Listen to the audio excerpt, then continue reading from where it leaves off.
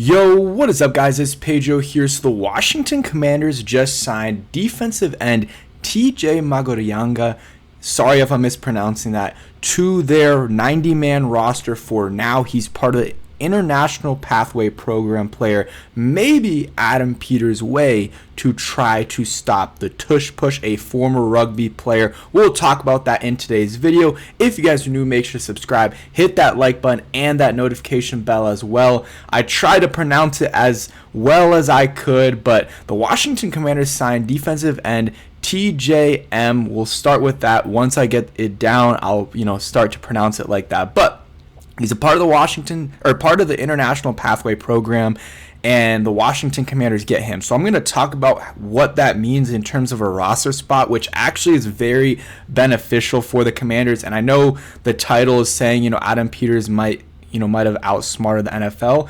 And yeah, maybe I'm trying to get you guys to click on the video, but where I'm trying to get at is maybe this is their way to try to stop the Tush push. Not necessarily a International Pathway Program player, but the rugby type of players, because a lot of people have mentioned it, that the Tush push is very similar to rugby and rugby plays, and that's some of the arguments for not having the Tush pushes, because it doesn't look like a football play, it looks like a rugby play. I'm not saying that's my opinion, but maybe they see what TJM does, and if he looks good and they think that maybe his style of play, they can fit a roster spot for a guy like him. Maybe it's him, maybe it's someone else, then maybe it's a way to potentially stop the Tush push. So we'll talk a little bit about TJM. So he's 6'5", 225 pounds from what I've read.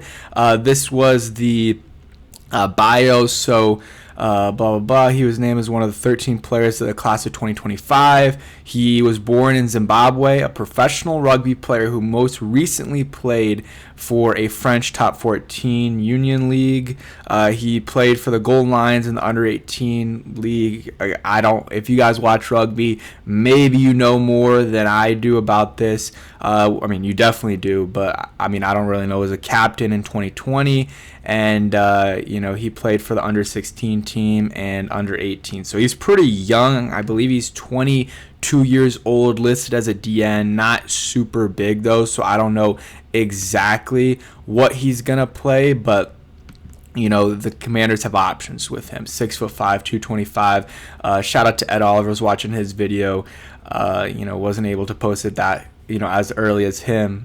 Wasn't up when the news broke, but he had 26 bench press reps is what I saw, and then the clips, and I saw that from Ed, and the clips that Ed posted, he ran someone over, also made a tackle. So he's a versatile player, but in rugby, from what I know, you have to kind of be versatile. So in the NFL, he might have one more specific position. So maybe DN, but 225 is so light for DN that I would say more like a linebacker. And maybe he comes in on those tush push situations. Tush push situations to try to stop. I don't know how it's all going to work, but in terms of the how it works for the roster spot, I am pretty sure. I know for sure that let's say he doesn't make the 53-man roster.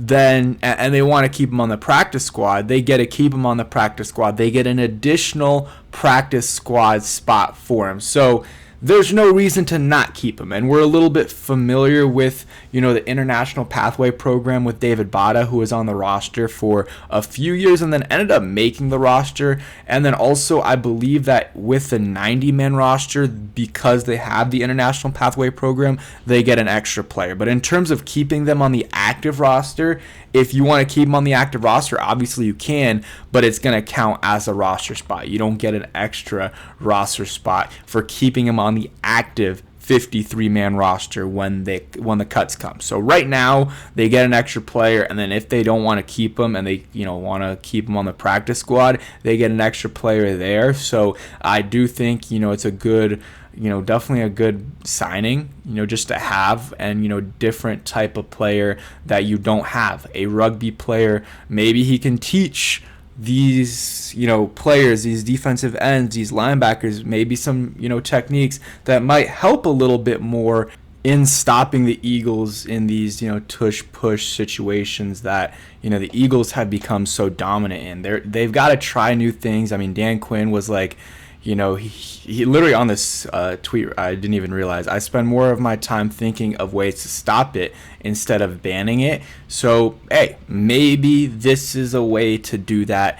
And, we'll see what comes out of it. But, I'm sure there'll be some media attention on, the TJ signing in terms of not like national media, but, just the Commanders, once the off-season workouts start and everything, just see how he looks and what they're, how they're using him as. And just some more information there. You can see him playing. He looks like a freak of nature for sure. And I'm trying to think anything else. I guess I just talked about off-season workouts. Let's get into that because they released the dates. So, first day of off-season workouts, I guess, April 22nd. I believe that's like the younger guys that come in will get to come in at the first day. So the guys that were rookies last year, stuff like that. I believe that's how it works. OTA offseason workouts, you see the dates here, and then mandatory minicamp June 10th to the 12th. That's usually the biggest one. And then also they have rookie minicamp. I guess they didn't announce that. That'll happen like a few days after the draft. So that's something to watch out as well. Commanders also eligible maybe for Hard Knocks. I mean, they are eligible for Hard Knocks. We'll see if that happens. And I'm trying to see right here.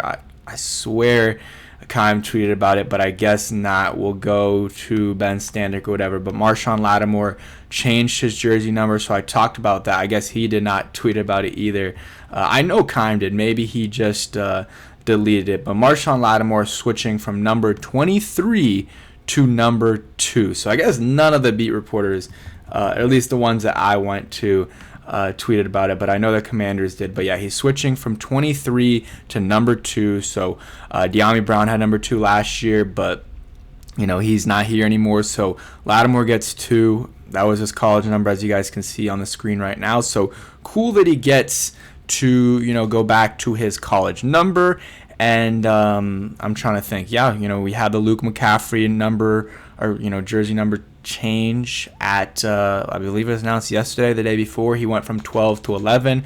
That's definitely a better number for sure.